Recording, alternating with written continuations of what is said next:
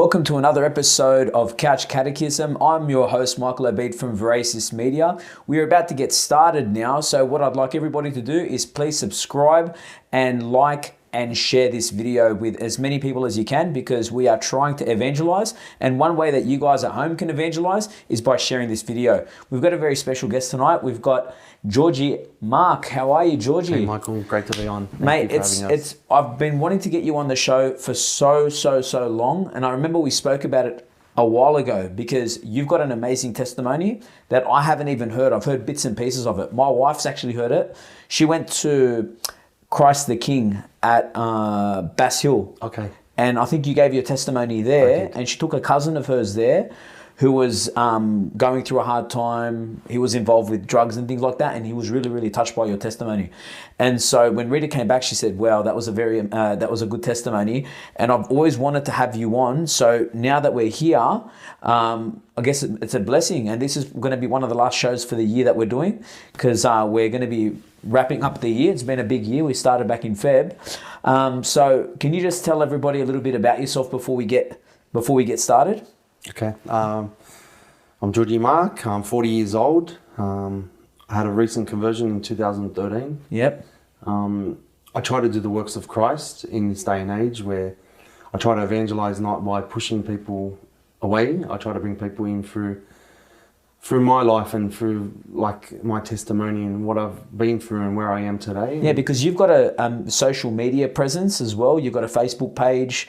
You post up. You're always putting up nice quotes and some videos. How long have you been active on social media for? So since 2013, so I'll be coming on like 7, 8 years now. Wow. And I haven't missed a day. Wow. And I also remember years ago on YouTube, you also used to put up videos as well about, I don't know whether you were giving Bible studies or you were just speaking about the rosary or you were speaking about your conversion. Yeah, I done like one particular time I done my testimony at a church, and a lot of people weren't able to hear it then. So what I done, I started a YouTube page and also done a website about my conversion, because a lot of people were in that day and age were going through a lot of difficult times, especially with drugs and alcohol and depression, and that's what I went through. So I said, if God can change my life and I can relate my life to other people, and they can see that, because I'm not someone that's wears a collar. I'm not someone that is so high up. I'm just a lay person, just so humble and just so grounded. And a lot of people are drawn into that. Like I'm covered in tattoos. I used to live a very harsh, like very gangster lifestyle. So people see that and they want to see why is this person changed his life? Beautiful. So what we'll do is we'll get started. Where do you want to begin? You were baptized Catholic? Your parents are both Catholic? Yeah, both my parents are Maronite Catholic. Maronite Catholic? But yeah, unfortunately I was baptized Catholic, but I stayed in the water. So if you know what I mean, like I never got out. I never experienced the fullness and the truth of our tradition and our heritage. And that unfortunately was passed down, where I just lost my faith, and I didn't believe I believed there was a God. I was more agnostic than atheist. And how old are you when this is all happening? When you're agnostic, and is this in your early teens? Yeah, so in my teens, so like even till like I was 20, 22, so 25, 30. Did you grow up going to mass? No. Did you go to a Catholic school? Yeah, I went to a Catholic school. Okay, so you went to a Catholic school, but you didn't go to mass? No, it was just through mass through school. Okay. And that's where unfortunately a lot of families think that it's enough. But it's not. But you're definitely one to realise that not just because you go to a Catholic school doesn't mean that you learn the faith there. That's right. Okay, so then you're in your 20s? Yep. And you don't even think about God? No. Okay, and so what happens there? So during that time, I still remember where I got very involved in drugs. Yeah. And I was introduced to like cocaine, and that's where my life took it down, like a big downfall, where I got more and more in depth in the criminal side of things to chase that high and chase that money, and that lasted for like over like 10-15 years. And just like so that we can just go into a little bit of detail, if you don't mind, you don't have to, whatever you don't want to talk about, you don't talk about. When you were at school, did you used to take drugs? When I was 16, I tried marijuana. Okay. And then from the marijuana, it turned into ecstasy. Yep. So yeah, even at school, I was going out. And back then, a lot of the nightclubs, I knew a lot of the people that were involved in those clubs. So we'd get in everywhere. Okay. So I had no problems in that because, I've always been around drugs and I've always been around. Okay. And it was more from a party lifestyle. That's right. A party lifestyle that turned, I kept wanting to more and more. So I'll chase more and I'll get involved deeper and deeper into more and more like harder drugs? Yeah, harder drugs and more gangster, like people were more involved. Yep. Okay. And when you're talking about the gangster life, is it were you dealing drugs or? Not me personally, but I was around people that were involved in that lifestyle. Okay.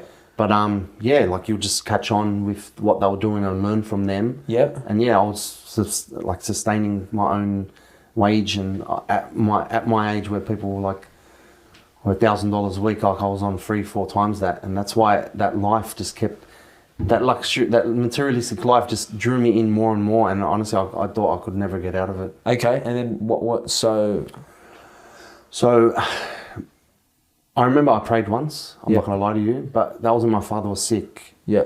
And that was like the hardest time of my life, where I was on drugs and I was living that lifestyle, and my dad was sick with cancer. Yeah. And I remember praying, and I said, if there is a God, like, you'll make my dad better. And that's it. I just left it at that. And then he died. So then that's it. My life just took a massive downfall, and I started to get on antidepressants. And that mixing with a downer and an upper, that really took a toll on my life. So you were taking drugs and you were on antidepressants at the same time? That's right. Not legally, so not through a doctor. I was just Xanax. And did you have a good relationship with your dad? No. Okay. Like, growing up, my father kicked me out of home one time because my drug abuse became like I was very short-tempered and I was on a short leash, and and they couldn't handle that, so they kicked me out of home. So you were very angry and you were always yelling and fighting. Yeah. I was always resentful, and I hated everybody. I hated myself, and I got kicked out, and I loved it even more because I moved to Queensland. I moved to Melbourne. Oh wow. Yeah, I moved everywhere, and I was just sustaining. I was still. You felt like you money. had this freedom. That's right. Do you have any brothers or sisters? Yeah, I got 3 brothers and 2 sisters, including me. And did the relationship was the relationship? Never had a relationship. Never had a relationship with any of them? No. Are you the oldest or the youngest? In the middle. You're in the middle. Yeah. And there was no relationship with any of them? No. Okay. Yeah, that's like, in that situation, like, because I blamed everyone else but myself, and unfortunately, when you're in an addiction, you always become the victim, and you always blame everyone else but yourself. Oh, so you felt like you were the victim? Yeah, that's right, and that's why when I got kicked out, I just kept blaming. I didn't want to go back. Yep. And then I remember going back Christmas Eve. I remember we had a party at my sister's house, and I remember I walked in. Me and my dad, we didn't say much to each other, but we just hugged. Okay. And cried. And you weren't living at home at the time? No. Okay. But then I moved back, and then things went back to my old ways. I was like stayed in my room, and I never really got out. But then the relationship never got better with your dad? No, okay. Never.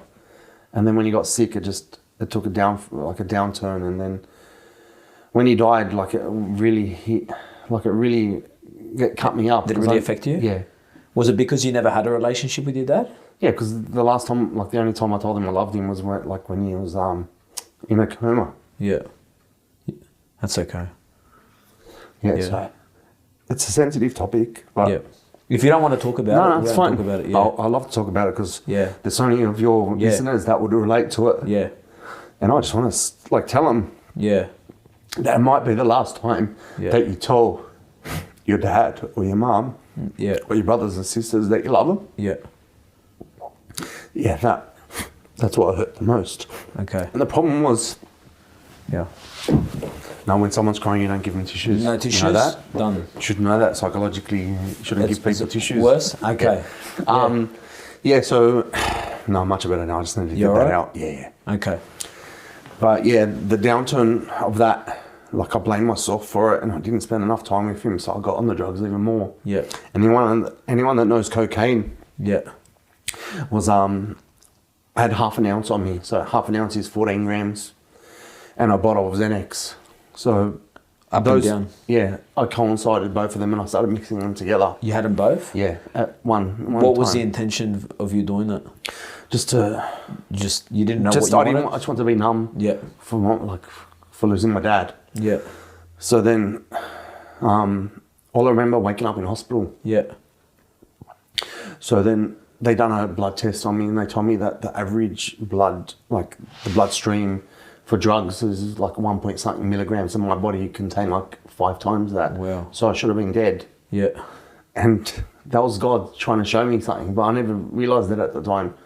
So I didn't care. So then I kept doing it again. Wow. So within a matter of like 3 months, I was taken to hospital like 4 or 5 times. Wow. Yeah. What did you feel like your My heart? Yeah. Were you at home at the time? Did you call the ambulance or other people call the ambulance? No, I would scream to my younger brother that was in another room. And you're in a lot of pain or something? Yeah. And okay. Ended up being like, because of, I was never depressed, and I was taking antidepressants. Wow. That caused me to become depressed and become like very down and out, and and then okay. After that I had a bad relationship with someone because the attachment of my father, like losing my father, I got attached to women. In a sense where if I'd lose that girl, like I'd lose my father again. So I had a relationship where I was so attached to this girl, thinking that it's like my father, so I'd show that love, but then it would be too much on her, so she would just run, and then that's it. I'd spiral into another downfall. Wow. So then I spiraled into this downfall where I just started taking so much medication and so much drugs that I bought a bird. Yeah. And I felt this bird would give me companionship. Comfort. So as I was building the cage for the bird, there was, the timbers for the bird to sit on. Avery, I was cutting it, the Avery, the timbers. I was cutting one of the timbers and it slipped and it cut my finger. Yeah. And me in that state of numbness, I didn't care. I just wrapped it up in in a cloth and started cutting the other one. As I cut the other one, my other hand. You cut your hand? Both hands. Yeah. And then I saw a pool of blood, and then I still remember this day. Yeah. Like a voice came to me and said, "You should just finish yourself off." Wow. Like, just keep going, just cut your wrists, like just, no one loves you. Yeah. Your life's got no meaning. Yeah. Just do it, take your life. Yeah. And as I was about to do it, I heard another voice saying to me, "Pray." Yeah. But it wasn't a voice like that, you got the subconscious voice where they always tell you got the two voices, like the two little devil, one angel and one devil. Yeah. But it was a voice that was higher than those two voices, because those voices you're able to just deter them and just throw them off. Yeah. But this voice was so powerful and so peaceful. It told me to pray, pray, and I just felt like an overwhelming sense, like I belonged. Yeah. So then I said, "Pray what?" And the man's voice said, "Pray the rosary." And me, I've never been in the faith. I don't know what it is. I don't know. So you didn't even know what the rosary is, and you hear this voice saying to you, "Pray the rosary." That's right. Wow. And with Lebanese families, like, they always have holy things laying around the house. So I remember going up to my bedroom, and I found a rosary in the drawer. And I went on YouTube, and I started how to pray the rosary. Yeah. So I started going through it, and I started praying it. Yeah. And I remember it was a Friday, and like it was a sorrowful mystery, and that was what I was going through. The sorrowful, like all those things that Jesus went through, I went through it. Yeah. But I went through it, nothing near what he went through. Yeah. But still, I had to. You felt like there was a connection. Yeah, I felt that. So I started praying, and then I started researching all these other things, and I said, "Wow, well, like how beautiful is this?" And I realized, like 9 hours later, like I'm not taking the drugs anymore. I've stopped bleeding, and and that was it. Okay. And it was like how Jesus says, like ask, like knock, seeking, like all those different analogies that he uses. Yep. That's how I was relating to in my life, and that's it. I asked and I received, and then I started to seek. Then I remember a couple of days after that, like I felt like I didn't have an urge of taking anything anymore, and that's it. I just stopped. Yeah. Like from an addiction, like that was 20 years going, I just stopped, like within overnight. Wow. And it was through, I knew it was through the grace of God, and that's why I'm such a strong witness to his divine plan, and I trust him with my life, because he took me away, he took me out of that darkness, out of that that shadow that the devil always wants us to be in, that life that has no meaning. He gave me the meaning, and he fulfilled my life, and he gave me what I've always been looking for, and he gave me the love. Yeah. And that's why now I just don't stop. Yeah. And it's been like since 2013, Michael, I haven't taken drugs. Wow. I haven't got drunk. I haven't hit people. Like my hands, I've got plates. I've got metal plates in my hands. From my fighting? Yeah, from fighting, from Yeah. hitting, like hurting people, because I was always hurting. Yeah. And I was always like, anything would trigger me. Yeah. But now I learned how not only to count to 10, but I know that Jesus and his Holy Mother, and I know that I have refuge in them. Yeah. And that's what I always love going back to. Wow. But yeah, he took me from a dark, a suicidal, a life that I was going to take. Yeah. He gave me life. Wow. So yeah, that was a big thing for me. And so then what happened after you heard the voice, after your conversion? What did you do then? Like, you learned how to pray the rosary? Yeah. And then what did you decide from then? So from then I asked him what he wants from me. Yeah. So then I felt like I didn't know much about church, so I started going to church. And then I felt, I don't know, I just felt I didn't belong for some reason, Michael. Yeah. I felt like rejected, and I felt like an outcast, and I just kept going. And I remember one time something happened at church, and someone in church called me a junkie. Someone that's like really like in church, and this person. I don't understand. What do you mean? Like, they know you? They knew the life I had before, and they said to me that you're still a junkie. Oh, okay. Like, see, I'm saying like you're in God's house, and you bring this nature to God's house. And then I realised that these people are just mere humans as well, and they get tempted and they fall too. In terms of rash judgments. And that's right. Yeah. So they judged me on where I was, on your previous not where life. I am. Yeah. Because a lot of people want to know what's this guy doing in church? What's this guy coming back for? Okay. Like, look, he lived a gangster lifestyle. Yeah. He had all these drugs and money and all these women. Yeah. He's coming to God's house for what? What's he want? Like, yeah. And I used to always get looked upon, and I used to always wear long sleeve shirts, Michael, and I used to cover up all my body. Yeah. But I felt empty every time I walked in, and then I felt God tell me, "Come as you are." Yeah. And I realized, "Come as you are," and I go, "Beautiful." So I would come in with short shirts and sometimes and shorts, and I just felt more alive, because God wanted me to come as you are, to show people that He can be merciful. Yeah.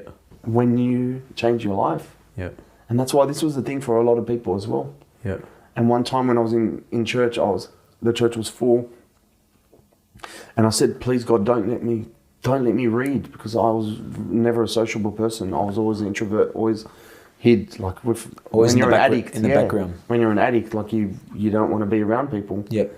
So for me to come out and just come out alive, it was just like a refreshing thing. But the devil was always trying to get me with my weaknesses. Okay. So I asked God, please don't let me read, because I saw first readings, and then I was asked. Yeah. And I said, if it's God's will, it's God's will. I got up and I read, and it was about the prodigal son. Oh, wow. Okay. So your first reading was about the prodigal son. Yeah. Then I had this lady come up to me at the end of Mass, and she started crying with all her eyes out. Yeah. She goes, "I saw you walk into church, my son, and I judged you." And I said, "What is he doing in God's house? People like that don't belong here." Wow. She told me when she heard me read, she felt the Holy Spirit come back and say, "Look, this is the prodigal son. He's returned. He's taken everything that God's given him, and he wasted it. But he's come back now because he wants forgiveness." Wow. But God was telling her, everything that I have is for all of you. Wow. Just because you've been in church for 20, 30, 40 years, and this son wants to come back now, accept it. You're still going to get your reward, but let him have his reward. Let us have the fatted calf. Let's dress him in fine linen and be put happy and sandals rejoice. on. Be rejoiced, because at the end of it, what's he say? Everything I have is for all of you anyway. Don't judge these people. Love these people. And that's it. From that, I started. Wow. People started accepting me. And she approached you. She approached me, and she went and told everyone in the church, and she was very high up in the church. She started telling people, look, the prodigal son has returned. So that's when they called me and started naming me the prodigal son, because I came. And then I remember Feast Week, Our Lady of Lebanon Feast Week. That was the most amazing year because the first year I was very involved. Like I wanted to be involved in the church because I wanted to run to the church because that life that I lived outside of it, I didn't want to be part of. So I found refuge in the church. So I started getting more involved in church committees and I started getting involved in a lot of things. And then they asked me to do my testimony at Our Lady of Lebanon for Feast Week, like for the faith testimonies. Yeah. So I remember Monsignor Shoro goes, we'll get you the little room.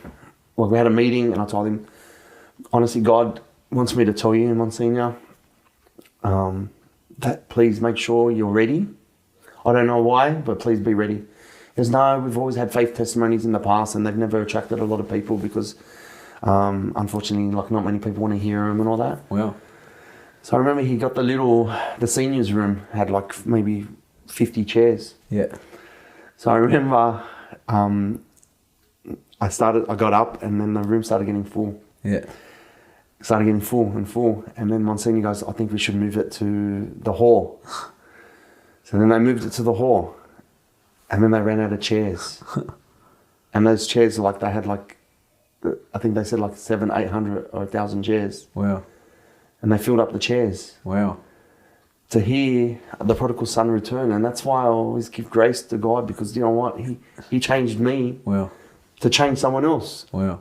And if I can change one life, Michael, yeah, that to me is rejoice. Like you hear it in the Bible. If one life is changed, 1,000 angels are rejoicing, and 1,000 angels compared to one human, there's no number for it. If one soul saved. So if I can save one soul through my life and through my testimony, So then I went to Monsignor at the end and I said, God said to me to tell you, so little faith. Yeah. Oh wow. So little faith. Yeah. There was over 1,000 people. Wow. Through my faith testimony. And this is back in 2013? 2013. Yeah. There was like, and I was just overwhelmed. And were a lot of these people, how did they find out about you? And had they had all seen you coming to church after your conversion? Yeah, so after my conversion, they wanted to know, like... They wanted to know about you? Yeah, like, who's this person? Like, you... Yeah. Because not many people come from that life. Okay. They go back to it. Yeah. Do you know what I mean? Like, they've seen, like, I was so involved in the church. Yep. I would stay back after Mass and talk to people. And a young guy as well, like, you know, in his 20s or 30s. And I'll still come on my bike. Yeah. I had a Harley. I'll come park right in front of the church and I'll get down and I'll open my Bible and I'll sit at the front of church. Yeah. And people used to ask me, why do you always want to sit at the front? Yeah. When people come back to church, they like to be reserved. Yeah. But no, I want to be closer to Christ. I want to see. Yep. I don't want to be distracted. And that's how I was. Yeah. And I would go to Mass every morning, Michael, like the 6 o'clock Mass in the morning. Sometimes I'll do 6 o'clock at night. Wow. I wanted to altar serve. I wanted to be present. And I just felt, I loved it. You just wanted to be active. That's right. Yeah. Because just the love was... Because God changed my life. And it was through His church and through the rosary. Wow. And that's why I always tell people it's a very, very strong prayer. Wow. And it's the weapon of choice for anyone, especially these days. And that's what's held me up till now. And that was was it the rosary mainly that has that brought you back? Was it? No, there's been many influences in my life. Like I remember Charlie Bakos was because I know that you had a mission, and they asked to come see me, and then Batty came, and he asked, "Do you pray the rosary?" And I was like, "Wow." Like, so how did that happen? So like 2 days after so before my mum would send priests to our shop, to try to put me in line, or she would send people to try to talk to me. And I would always say the same thing, get out of my face, who are you? Yep. You're no different than me, get out of my face. I would reject every single one of them. You don't want to talk to them? No. Yeah. But then a couple of days later, like the person I was to the person I am, like me and my mum were always fighting as well. Yeah. And then when I had my conversion, I would speak to her with love and she would like freak out. Yeah. So she called a priest up and told him, my son's gone crazy. Oh, wow. Yeah, like she didn't believe what was happening to me. Okay. She said, please come help him, something's wrong with him. And the priest would say to her, what's wrong? What happened? Something wrong? She goes, he's talking about Jesus and he's talking about love and forgiveness. And the priest said, I think you're crazy because isn't that what you wanted from me to talk to him about before? She goes, yeah, but it's too much. Yeah, that was like an instant conversion, Michael. Wow. I wanted to kill my mum the day before, and then the next day she would still think I wanted to kill her, so she would scream at me. But I'll talk with her love, Mum. If you don't want to talk, if you speak to me the way you do, I'll walk away and I'll come back when you're ready. Yeah. So with Batty and all that, they came into my shop, and I knew Charlie from my life as well before. When I used to go out as well. Okay. We used to always like exchange eye to eye and by, and like we're close in that sense. Yeah. And then when Batty had that mission to the Philippines, Yep. Charlie asked, "Oh, George, can you help out?" And because I came back, I go, "Love to help. Yep. If it's God's will, I love to help. I love to do whatever you guys want, missionary work, whatever." And I'll help in that sense. And you got involved with Queen of the Most Holy Queen of the Most Rosary. Holy Rosary through that, and look, that was God showing me. And his you mother. you even ended up going on mission, didn't you? That's right. I done a Philippines mission, and then also done a mission with Naji. I don't know if you remember. I know Naji. Now Naji's brother John Paul with the monks. With the Maronite monks, yeah. So that is a beautiful. We went and seen the canonization of Saint John Paul II. Oh wow. Yeah, we went to that. That's what I'm saying. Look. When I was traveling all around the world. Yeah. All these sinful places. Yeah. And look, the conversion after, I wanted to go see the holy sites. I went to Israel, went to where Jesus was, and went to Fatima. Wow. Went to Lourdes. That was my first year. It was such an amazing. And how was the experience at in the Philippines? What was that like? Because we've always been lived in Australia. Thank God, He's always provided. Philippines to me was just like it was a different world. Yeah. Because look, they still have faith and they have nothing. Yeah. So that goes to show that faith is more important than what you have on the table. Yeah. It's what you have in your heart. And Yeah. if you have Jesus, that's what gives them that comfort. But I got really sick there. Oh, what happened? A monkey sneezed on me. Really? Yeah. And they reckon that monkey had some disease. Okay. Yeah, and I had to go to hospital. Did you have a tetanus shot for it, or did you have what happened? Like, I don't know. You were hospitalised for it? Yeah. Wow. Like I was like 3 days in bed. I couldn't move. I was shivering, and they rushed me to hospital. Oh, right. Did you have to come straight back after that? Or? That was towards the end of the trip. Wow. But those last 3-4 days were the trips where they were doing the most missionary work. So I missed out on all those. But look, I got really sick. You okay now though? Or? Oh yeah. Yeah. Okay. That was like that's all right. Okay. Yeah. I ain't giving up in those. No, that's okay. No, I'm just saying like it wasn't something that was permanent or something that's affected like your nervous system or something like that. Thank God. But anyway, whatever God gives us, whatever cross we have to carry. Absolutely. We have to carry it with joy. So where has the conversion taken you now? So now, when it happened, I wanted to join the religious life. Okay. So I started going to a lot of retreats. Yep. And then I went on the vocation retreat. Yep. And then I remember I had a meeting with the bishop. Like we sat down, and he goes, "Out of all the vocation, he goes, I'd love to see you here." Like he loved me being there. I was like, wow, because he goes, "We need more people that lived your life in the church to show people that it's okay. You can come to church with scars. Yeah. You can come to church and God can forgive you." Yeah. So I asked him, I'd love to go. I'd love to progress. So he ended up getting a meeting with someone else. So I went to this meeting with this other person. And that's when a lot of people started telling me, when the deeper you get, the more politics you see. And I never really understood, Michael, what that meant. Okay. Until I was in depth, deep into the church. Yeah. So I had this meeting with this person, and he told me that you're not educated enough. To become a priest? No, to be in a committee. To be in the committee? Like any committee. Okay. Even like a committee that has children in it. Okay. And I said, "What do you mean by that?" He goes, "Yeah, you're not educated enough." I was like, wow. And then he closed his eyes and he said, And just to let you know, a lot of people don't want you here. What? Yes. And I was like, "Are you serious?" He goes, "Yeah, like surprisingly, a lot of people don't want you here." As in the committee? They don't want you in this church. As in at Lady Lebanon? No, I'm not going to mention the church, but this is the church, one of the churches. Okay. Said that to me. So I put my pride aside, and I become humble. Because usually in a situation like that, if someone said to me, "No one wants you," I would have just thrown the table. Yeah. I would have thrown him off the balcony. Yeah. But I remained humble and said, maybe God doesn't want me here. Okay. So I remember I went and knelt down. That's why I know statues are always portrayed in other Christian denominations as a idolization and a worship. But not for us. When I see it, it reminded me of look, confide in Mother Mary. She'll help you. Yeah. So I just sat, reflected. I didn't worship her. Yeah. I just sat and I started crying. Yeah. And I said, I love your church. I want to be here. Yeah.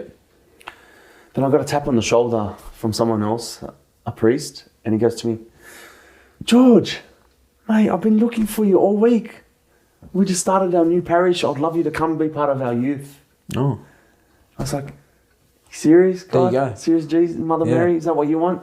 And I thought, yes, that's it. Okay. So I got up and left. Wow. And I got involved in St. Raymond's in Auburn. Ah. And because I was a newly established parish and With God Father- wanted me to be there. Father Sarkis? Is it Sarkis? Father Sam. Father Sam? Yeah. Yeah. And St. Raymond's is our patron saint for my village. Wow. So then I started seeing all my village people that I've grown up with and people that... And they're all going there? My family, that my family know and all coming up to me where before they would have told me, like I remember a lot of the people used to look at me and say, Abashur Malek. Abashur means like, you're embarrassing. Who Yep. are you? Yep. You're ruining your family's name, because they saw me, all the people I used to hang out with Yep. and what I used to do. But these people were now coming up to me saying, we're so proud of you. Congratulations. So it was just rewarding to hear that, because I never heard it at churches before. Okay. I would just be looked at and tarnished, and like people look at me down. You'd just be given bad looks. Yeah. Yeah. So then when I went to St. Raymond's, like I felt like alive, like I felt part of something much greater than like you and I. Yep. And I just felt so welcome, and I loved it, and I realised that's what God wanted from me. And He Okay. wanted me to move, because we shouldn't just stay in one place, and we should never follow priests. Yep. Like if a priest moves to another parish, we should never go with him. If we're all allocated to a parish in your geographic destination, it's nice to stay, to be part of that community. Yep. So God's mission for me there was done. Mm-hmm. And then we moved to the hills, and because I like obliging by the geographics, we started going to the hills parish, and we feel so welcome there too. So God doesn't want me just one spot, and I help where I can, and I share my life, and I share how God's changed my life, and I share where I was and like what He's done for me. Yep. And like I know that sinners, like a sin is a sin, but a sinner can be saved. Yep. And that's why I love it. I know I try my hardest to not fall, but when I do fall, I know that God can carry me through confession, through a priest, and through like getting absolved of all my sins, and I feel alive again. And that's the beautiful thing about our faith, is it's a circle, but that circle never ends. There's always something to go by. And the most amazing thing is I never had that. I never knew what a Bible was. I never knew how many books we have, and I never knew. And I started learning and getting in depth, because I wanted to defend. I used to defend the boys if someone got into trouble or things that happened. Why can't I defend Christ and His church? Yep. So I had to start researching and stuff. Did you get people that were giving you objections and telling you why you're going to church and attacking Our Lady and that? Really? Mate. Yeah, because they saw me as an easy target, not in the sense where I'm a theologian or a scholar, but they saw me like, this is George. Like, we'll go up to him and tell him, what are you doing going to church? Because I used to be the one standing out the front of churches, getting people out. Oh, wow. Not getting people out and like to preach to them, getting them out into live that As in, simple what are life. you doing here? Yeah, because like the Maronite tradition, midnight mass during Christmas, I remember we used to go, but not to go pray. not to entertain Christ, but to entertain our selfish lifestyle and our greed and our envious and all that. And that's what I used to do outside of church. So you'd go to midnight only mass, hang out, and then go party or something That's like right. that. Or be off my head while I was hanging out at church, because I never had that. Wow. And so, what were these people saying to you? Like, what were they asking? Yeah, like about the church. Oh, the church. Like one time, I'm going to be honest. I remember I was around a lot of people, and they said to me, "Oh, I don't give money to the church. Oh, they take it. They're corrupt and all." But in a sense, I would like you would have to react in a humble way. Mm-hmm. Like 1 Peter 3:15, always be ready to give defense, but always do it with humility and love. Yep. See, before I wouldn't know those verses. Yeah. But that's how I have to live my life. You have to give an answer for a reason, but you got to do it with love. Mm-hmm. But when you do it out of anger and do it out of pride, a lot of people run away. That's true. A lot of people Bible bash. Yep. And I used to cop it. But God showed me the way the techniques that you can use, your talents, Yep. to show people through the other door. Yep.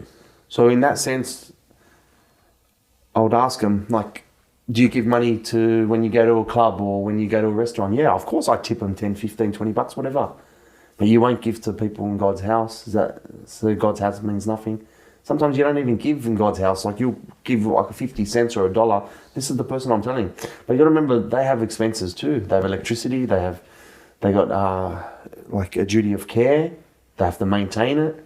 But people don't see that. They just see the church as this one gold mine that has all these assets. But I don't go seeing these people go and help the poor, go and start the first charitable churches, organisations, charities. Mate, our church has so much history in the church fathers, like so much depth and so much, like going back generations before us. But people rely on, as you were saying before, they rely on rumours. And those rumours turn into the truth for them, but they're lies. And that keeps them away. That's what it does, keeps them away. And then they try to get other people not to go. That's right. And which is what they were doing with you. That's right. Yeah. And they were just trying anyway. And they were doing it through priests, through hierarchy, through women, through men. They were trying any way possible to get me out of church. Wow. But you know what? My relationship wasn't with the people, and it never will be with the people, and it still isn't with the people. It is with Christ. That's why not many people see me around like they used to, because my foundation now isn't people. My foundation now is Christ and my family. And when they coincide together, that's the foundation, and that's the pillars of the church. Yep. Especially now, Michael, in this COVID situation, our domestic church has to rise up. Mate, we are almost underground. Like, with everything that's happening. Soon we need to get a shovel and start going underground like our early church fathers. Like in the first couple of centuries with the catacombs and people were laughing at that stuff. But mate, it's happening. Yeah. We are living it. They can open up all these other places. Yeah. But no, church is contaminated. That's how they describe us. People of faith are contaminated. They spread the virus. But no, we spread Jesus, and that's what people don't want. Wow. People don't want to hear his name, because his name is the most powerful name above all. Absolutely. And they don't want to hear it. No, that's right. And the social media giants and search engines are trying to manipulate a lot of religious platforms so that they don't have a stronger voice anymore. That's right. And as you were saying before, you said, I'm not because active. Because I Mate, thought that you weren't as active. I write every morning without fail. I copy. I get a prayer that I always get sent, and I put it on my Facebook. And you said I don't, because I thought you stopped, because religion is at the bottom of the table on the newsfeed. Yeah. But reality, things that are real, go to the top. So all your LBGT community stuff, or your pedophilia stuff, or your buy one get one free stuff, and all these restaurants and cafes, all the stuff that attract people. But Jesus is not attractive in this day and age, but he's attracted to me, and I'm attracted to him, and that's why I keep doing what I'm doing. And mate, I've been bashed and hurt and hit and spat on, but mate, if Jesus went through that agony, mate, who are we? If we're in his image and likeness, why don't we like what's put in front of us? So tell me, with your platform at the moment, I know that every now and then, whenever you put something up, you tend to get you get some negative feedback. Why do you think that is, or what happens? So give me a scenario, like you'd post something up about Jesus or about Our Lady or something like that, or about a current situation, and then remember the pro-life about the abortions? Yeah, what happened? That is a very sensitive topic. So what happened? What'd you do? So like every time I post up about like being pro-life and about like saving the children and all that, and I'll put a picture up of I'll get inbox messages of people, how dare you, who are you, it's my body, my choice. Oh wow. I can do what I want. And are these people claim to be Catholic? Oh yeah, majority, of course. There's cafeteria Catholics, there's cradle Catholics, there's Catholics by name, Catholics by choice, Catholics by baptism, whatever you want to call it. But they're the ones that, honestly, I'm sorry to say, I know this is a Catholic show, a majority of our attacks come from not the outside, come from the inside. Jesus' apostles, a perfect example. Where the attacks come from his internal, from his mates. Wow. And that's where our attacks come from. And do you know when you put these posts up that you're going to get these kinds of attacks? I prepare myself for it. The devil always tries to tell me, don't put it, George, because you're going to get attacked. Okay. But isn't it a Christian thing to do to support life? Absolutely. Than to take life? Yeah. And isn't it our obligation? Isn't it our obligation as a Christian? Yeah. To defend life and to evangelize. Yeah, that's right. In season, out of season. Traditional. Oh, mate. And when I talk about traditional marriage, as well, mate, because unfortunately, I've got a lot of people, which I love. I love them. Yep. I love them as a person, but I don't love what they carry. There's a difference between carrying. And are you saying that they're living in irregular situations themselves? And that's why. And they just don't feel comfortable with your comments? Yeah, because I speak the truth. Because it speaks to their lifestyles? Because our church, as much as the media can downplay it, our church, the true Catholic Church, will never accept a civil marriage in that sense for man on man and woman on woman. Yeah. God created man and woman. It's like a PowerPoint. Two male PowerPoints cannot go together. It won't switch on. Same with marriage. You cannot conceive naturally. Yeah, there's a natural complementarity with males and females, and just these people, they just don't accept that because they see the negative. They always look at the guilt. Guilty people always find the guilt in others to justify their actions by attacking others, and that's the truth. And so now, with your conversion, what do you think God is telling you to do now? Like, what's your mission? Just to keep doing what you're doing? Like now in this day and age? Yeah. To get my family to heaven. And just to get your family to heaven? That is my sole responsibility. So how did you, so in this whole testimony and this whole story, how did you get to meet your wife? Because I know Jocelyn, you've got a beautiful wife and you've got some three beautiful kids. Grace, Jeremiah and Aquilina. Wow. So how did that all... So, yeah, back to the story about my... becoming a priest. Yeah. From that, it turned me off from what he said to me. It turned me off life.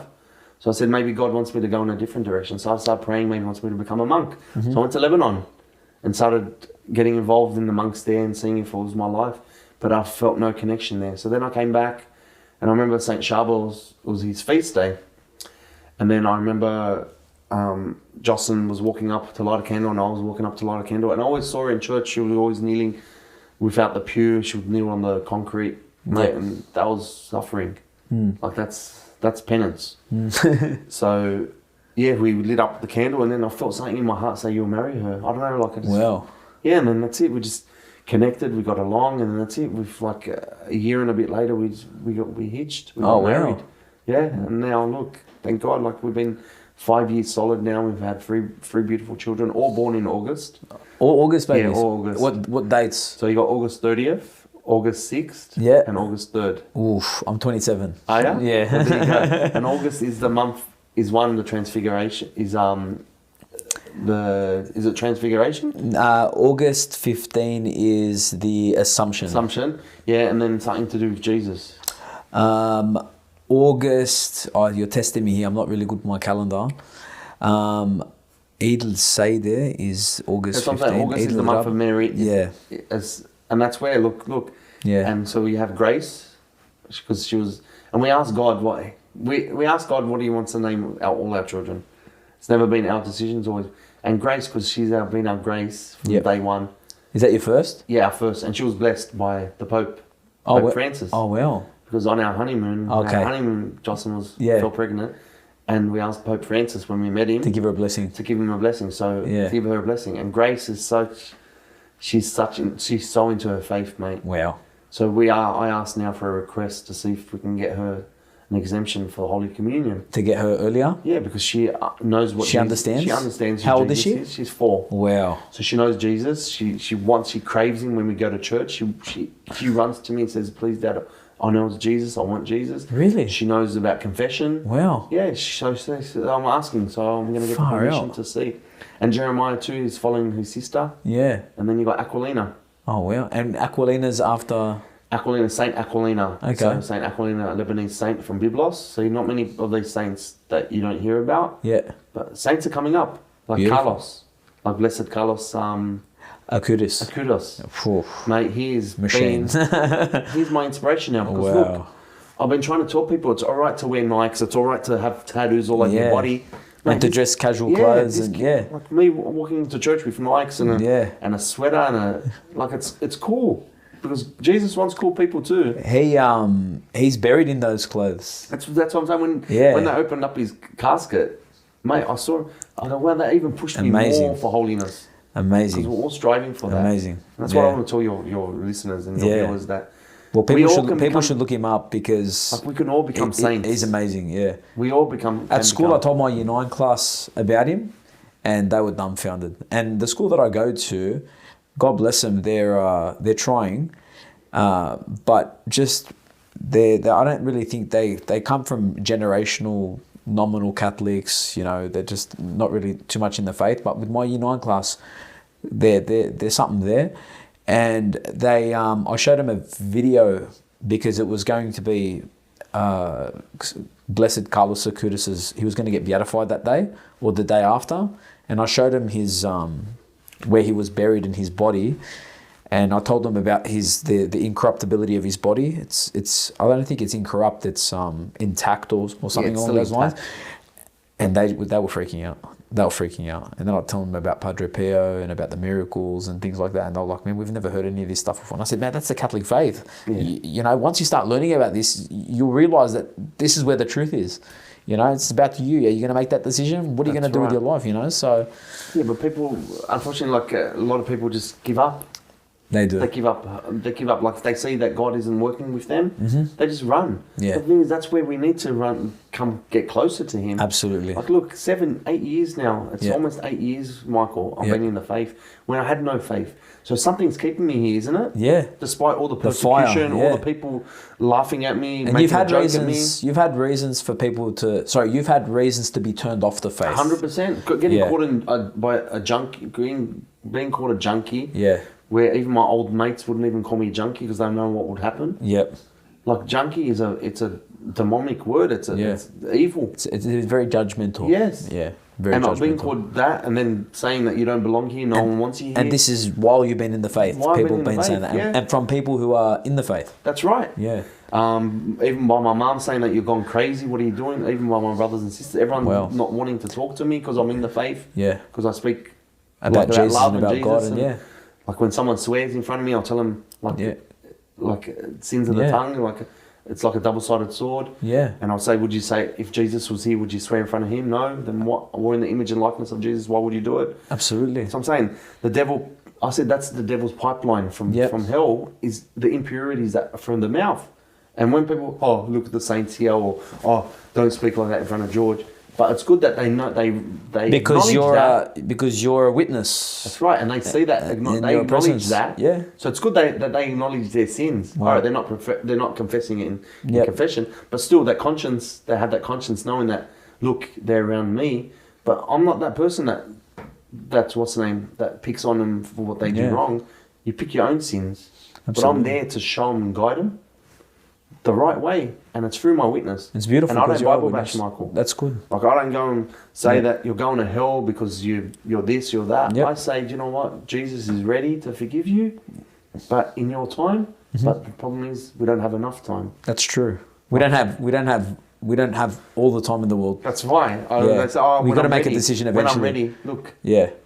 I lived that life, the gangster lifestyle. Had all the money in the world. Yeah. All the cars in the world, all the women, all the holidays. Yep. Like at a young age, but it came in nothing inside.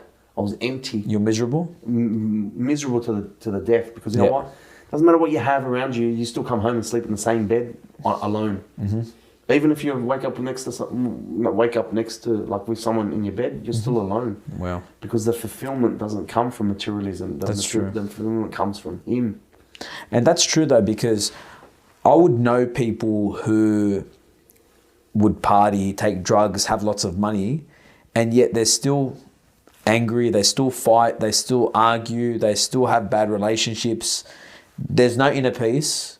So it should make sense, or people should put two and two together, that these aren't the things that are going to make you happy. So if there's anyone here that's watching right now who's resonating with your testimony and your talk, let's say there are people that are heavily addicted to drugs, for example. And I know because of coronavirus, I think drug use has gone up because there hasn't been as much people. The idle mind runs after evil things, you know. That's right. God plays with the idle mind. And let's say there's somebody that's watching right now and they're like, you know what, you're making sense, and I kind of hear what you're saying, but I'm not really ready to give up the drugs and the women and the drugs and the sex and the partying and things like that. What would you say to them? Well, if they're not ready, then God can't work in an unready heart. Yep. So sometimes these people just need to let go and ask, and like just have that moment of getting away from all the distractions and, and just sit and reflect and be grounded and just hear the voice, what voice you want to hear. Because drugs and all that, they make you, they cloud your judgment and they make you think very, very impure things. Yep. God can't work through that. God works through when your heart is ready to open. And that's what happened with me. Yeah. And that's why I want to tell you listeners, suicide is not the end. Suicide is the beginning. Because if you take your life and you go, you're going to leave something behind that can't be replaced. That's true. But Christ, man, he's the ultimate placement. He placed in my wounds, in my scars, in the blood that was dripping, it was his blood. Because you know what, we're in his image and likeness, but he gave us intellect and free will. We can do whatever we want, Michael. Yeah. Mate, I could just get up now and break all these. But what? Doesn't show the person I am. Yep. Because I want to show Christ through his image and likeness. Yep. So all these people that are addicted to drugs, it's not an addiction. Because an addiction, look at my life, 20 years of it, and I stopped like that. Medically, it's never unheard of. I always speak to doctors and psychologists, and they're intrigued by my testimony because they want to know, wow, we put people on endones, we put people on Serapram, we put people on Xanax, we put all these people. Nothing. Nothing, the opposite. I stopped all that stuff. Wow. After that prayer, after that voice. After just praying, like through, and that's what I tell people, like people that are heavily addicted, pray. Pray, please. Yeah. Because you're not ready to pray because you're in that and they mind. don't understand the power of prayer. That's right. Because they don't want to change. That's right. That's the thing. They don't want to change. They don't want to see reality the way it is, the way God sees it. Wow. They want to see this materialistic, this easy life. But the thing is, it's not easy. Yeah. And walking with Christ, mate, has been the best adventure, even with my family. Yeah. Like, hey, I'm not perfect. Hey, I still fall into sin, but at least I know I can get up. Yeah. And I can walk with Christ again. And you've got Christ with you. That's it. As well. And he's looking after you and your family. And amen. And that's what I love. And thank God. Yeah. I thank God every day that I wake up and thank him. Yep. Without fail. I wake up, put my 2 feet, and I say thank you. And I pray 3 Hail Marys for his mother. Yep. And then during the day, I always think about him, always reflect on him. At night, we say our night prayers with my children. We all get involved. Before I sleep, I read a nice little passage from the Bible. I read Spiritual Warfare, a little book I have, and then I pray a rosary. Wow. Because I always want to start my day with Christ and end it, because he gave me, when my life was ending, he started it again. Wow. So why can't I start and end it with him? That's true. In that sense. Absolutely. Do you get me? Absolutely. And that was just the Holy Spirit just working there. Because wow. I would never think that, because you know what, without him, there's an end. But him is always a beginning and end. Well, you know what, we're going to probably start a tradition here. Well, this is probably be for next year. Is there any, like, what's your favourite Bible verse to finish off the show? Favourite Bible verse or favourite passage of scripture, something that resonates with you, that maybe it would be good to get our audience to listen to. My favourite one that I love resonating is that when you become a man, you get rid of your childish ways. St. Paul. Okay. So when he says about that, like getting rid of, you can become a man, but if you're still got the childish mind, like the stupidity, like you still think about drugs and alcohol and all that, you're not a man. But when you become a man, grounded, you know what you're living for. That's how God can work for you. Absolutely. Getting rid of your childish ways. So for all our audience that are listening, especially those that are probably living in a lifestyle that probably needs a bit of changing, they're probably still thinking, acting in a bit of an immature way, kind of like children. It's time to grow up. That's right. Put on Christ and trust in him. Amen. Thank you so much for coming on the show. I really appreciated you coming on, and that really resonated with me as well. Guys, that's been another week of Couch Catechism. I'm your host, Michael Obeid from Veracious Media. Please, if you really enjoyed this the way that I did, please share this video. We are also on YouTube as well. So please keep the faith, stay strong, and we'll see you again next week. Heavenly Father, we just commit our nation to you. In this terrible time of great need and suffering of so many people. And we do this also for the entire world.